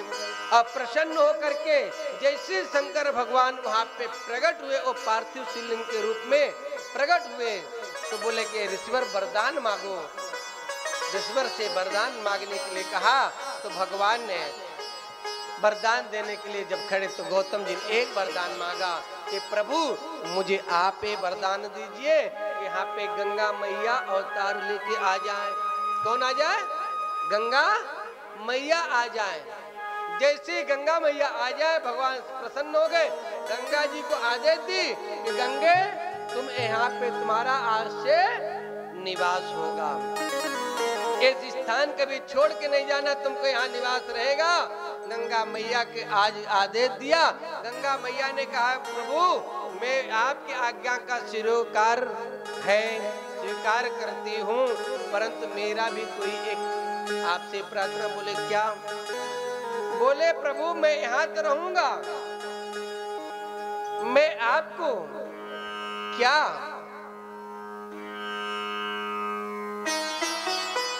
निवास तो है लेकिन मैं आपको छोड़ नहीं सकती। बोले फिर, बोले एक काम करिए, आप जो है ना अपने परिवार के साथ में आप भी यही निवास कर जाओ। जैसे मैया पार्वती को साथ में आप भी यही निवास करो। जब ऐसे कहा मैया गंगा ने के आवाहन पर भगवान भोलेनाथ अपने सब परिकर के साथ में वहीं स्थापित हुए और जैसे स्थापित हुए उस ज्योतिर्लिंग का नाम हुआ त्र्यंबकेश्वर ज्योतिर्लिंग।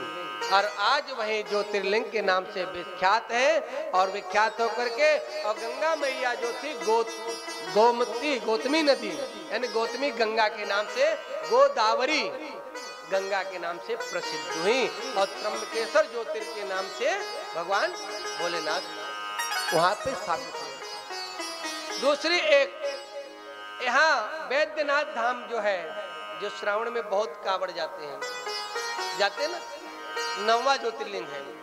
इनका प्रादुर्भाव कैसे हुआ? एक बार रावण जो था घोर तप किया और जब इसने घोर तप किया है और इतना घोर तप किया, घोर कि भगवान भोलेनाथ जी को प्रसन्न कर लिया। जो शिव तांडव की रचना हुई है ना, वो शिव तांडव किसने रचा है? रावण ने लिखा है।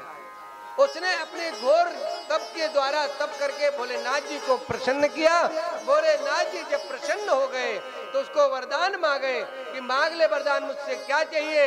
कहा प्रसन्नो भव देवेश लंकाम च त्वाम नमाम्यहम् सफलम कुरु मे कामम त्वामहं शरणं गतम। हे प्रभु, अगर मेरे भक्ति पे, मेरी तपस्या पे, मेरी साधना पे आप प्रसन्न हैं तो मुझे वरदान दीजिए। बोले क्या चाहिए? बोले आप मुझे वरदान में ये दीजिए कि आप मेरे साथ लंका चलने को स्वीकार। भगवान ने कहा ये कैसे हो सकता है? मैं लंका कैसे, तुम यहाँ कुछ मांगो? बोले नहीं नहीं, मैंने इतने घोर तप किया इतने वर्षों तक, तो इसके लिए थोड़ी, आपको लंका ले जाने के लिए मैंने तप किया है। बोले अच्छा, बोले लंका चलना है? बोले हाँ, अब आप बताओ ले चलोगे? बोले हाँ ले चलूंगा। बोले एक मेरी शर्त है। बोले क्या शर्त है? बोला मेरा शर्त यह है रावण कि तू मुझे यहाँ से लेगा और लेके चलेगा और बीच में कहीं रखेगा नहीं, और अगर बीच में कहीं मुझे रख देगा तो फिर वहीं मैं स्थापित हो जाऊंगा। रावण ने इस बात को स्वीकार कर लिया। ठीक है प्रभु, मुझे मंजूर है, मैं आपके साथ चलने को तैयार हूं, चलो ले चलूंगा। भगवान पार्थिव शिवलिंग में हो गए, रावण हाथ में लिया, लेके चल दिया। जैसे ही लेके जा रहा है, जाते जाते भगवान की लीला, ऐसी लीला रचे कि लंका में न पहुंचने पा। उसके पहले क्या किया? रावण को लगी लव शंका। लव शंका जैसी लगी, अब उस अपने लव शंका को रोक नहीं पावे। इतनी तेज उसको, इतनी तेज उसने सोचा कि नहीं मैं नहीं होऊंगा, मैं लंका पहुंच करके लव शंका होऊंगा। लेकिन भगवान के सामने कहाँ कोई टिकने वाला। भगवान ने ऐसे उसकी रोकिया कि अपनी वेग को नहीं रोक पा रहा था, और नहीं रोक पाया तो परवश में आकर के आगे एक ग्वाल को देखा। ग्वाल को देख के रोका, भैया रुको। बोले क्या हुआ? बोले थोड़ी देर के लिए भगवान को अपने हाथ में रख ले, इसको रख ले।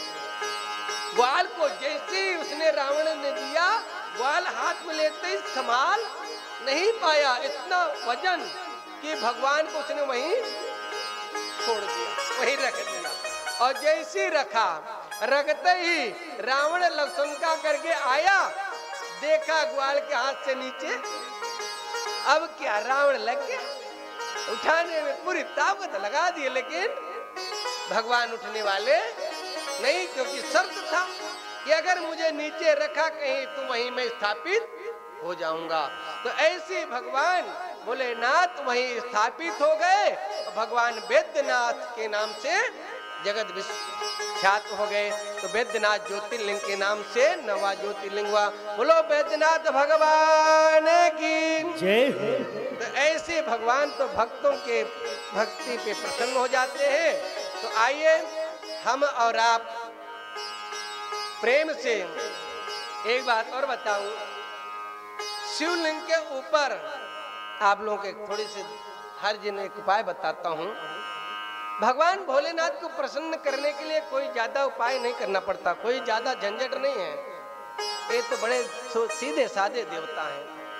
ये ऐसे सीधे साधे देवता, इनको जहाँ चाहो लोग वहीं बना दो, जहाँ चाहो वहीं पूजा कर लो, जहाँ चाहो वहीं चौतरा बना दो और रख दो। लेकिन इनकी पूजा में क्या है, एक उपाय बताऊं। व्यक्ति के जीवन में संकट बहुत है आजकल, व्यक्ति खुश बहुत है, दुखित बहुत है, और जो खुशी है तो उसके पड़ोसी वाला उसको दुखित करने के लिए भगवान की प्रार्थना करता है कि हे भगवान, मैं इतना दुखित, तो मेरा पड़ोसी वाला तो बहुत ही प्रसन्न रहता है। देखो न माला माल है, माला माल है, हा? तो वो तो कम, लेकिन पड़ोसी वाला कुछ ज्यादा दुखित है। वो भगवान के लिए प्रार्थना करता है रोज कि हे भगवान, उसके भी घर में कुछ ऐसी कलकल हो जाए, वो भी तो क्या। तो उससे बचने के लिए आप लोगों को एक छोटा सा कुछ नियम बता रहा हूँ, उसको आप लोग स्वीकार करेंगे और नित्य प्रति अगर करेंगे तो आपको सफलता मिलेगी। भगवान भोलेनाथ जी का आप लोग अभिषेक करते हैं और कभी कभी सब लोग अलग अलग, कभी दूध से, कोई शहद से, कभी शक्कर से, कभी गन्ने के रस से, कभी सरसों के तेल से आदि से अभिषेक होता है। और जो व्यक्ति भगवान का अभिषेक करता है नित्य प्रति, जल से अभिषेक करने से उससे फल क्या मिलता है? जो लोग जल से अभिषेक करते हैं, जल के अभिषेक के करने से व्यक्ति की वृष्टि, जल की वृष्टि होती है और दूसरा ज्वर आदि रोग जो होते हैं वह दूर हो जाता है। जिस मनुष्य को रोग आदि ज्यादा हो वह क्या कहते हैं, जल के से भगवान भोलेनाथ जी का नित्य प्रति अभिषेक करेगा तो उसका ज्वर बुखार आदि जो है वह दूर होता है।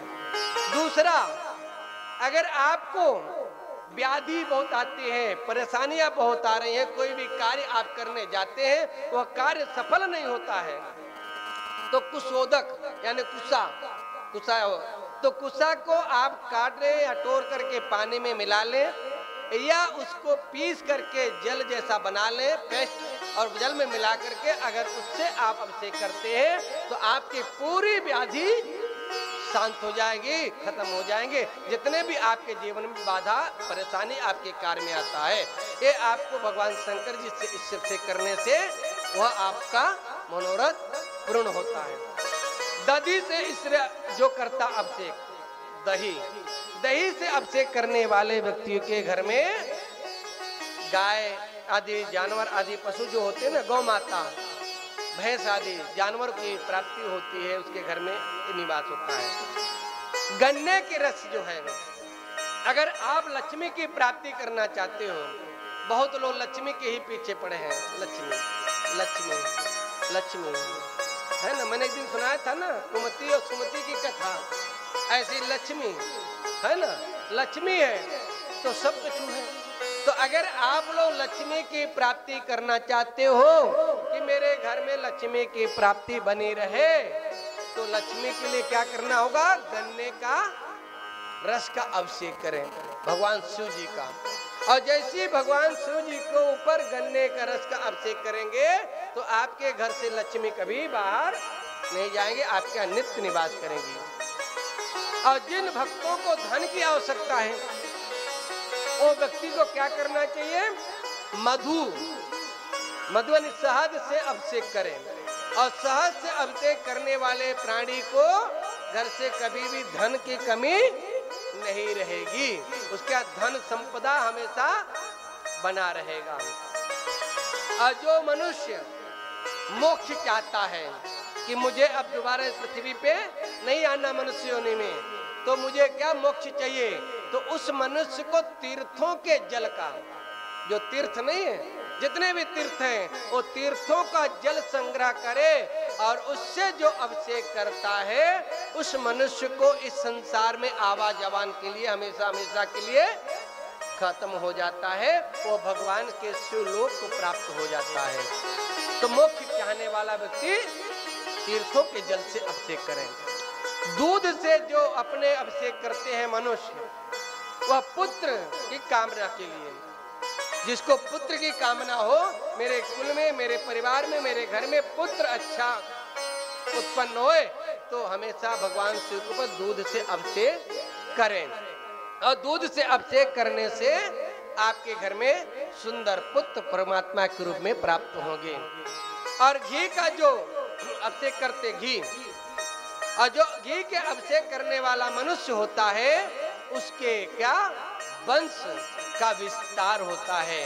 उस मानव के घर में हमेशा वंश यानी उसका कुल का विस्तार होता रहता है, घी का अभिषेक करने वाला।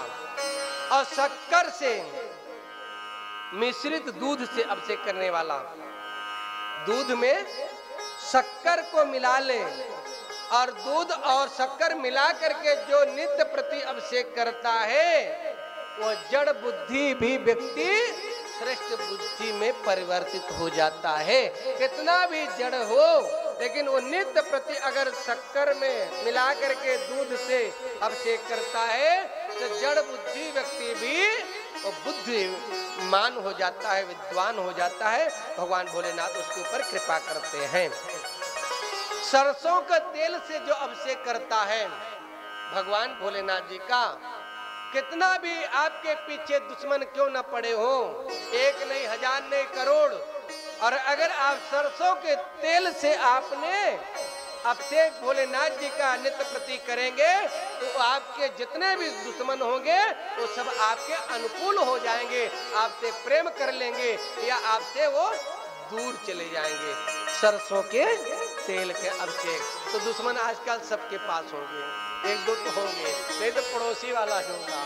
प्रेम से बोले ओम नमः शिवाय। और लौंग जो भगवान के ऊपर चढ़ाते हैं, लौंग को चढ़ाने वाला व्यक्ति किसी भी प्रकार की बाधा अलाय बलाय जिसके ऊपर होगी, जैसे भूत बाधा प्रेत नहीं होते, अगर आपके घर में है और आपके ऊपर है, आप नित्य प्रति भगवान भोलेनाथ के ऊपर लौंग चढ़ाएं तो आपके घर की बाधा दूर हो जाएगी, निकल जाएगी।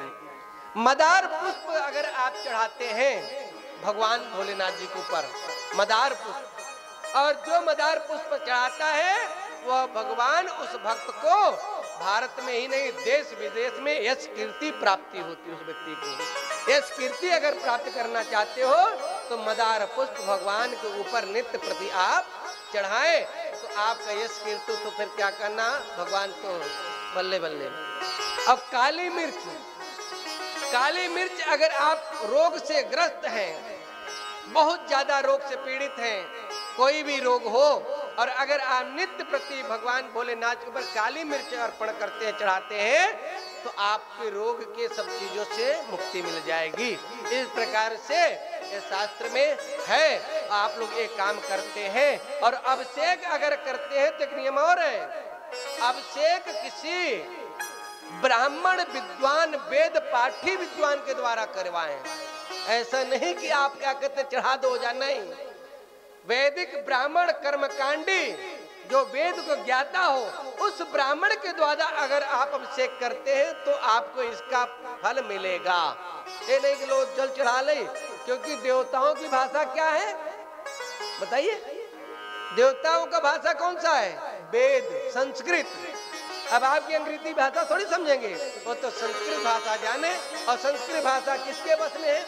वेद किसके अधीन है? ब्राह्मण के अधीन है। और ब्राह्मण के अधीन वेद है, और वेद के अधीन कौन है?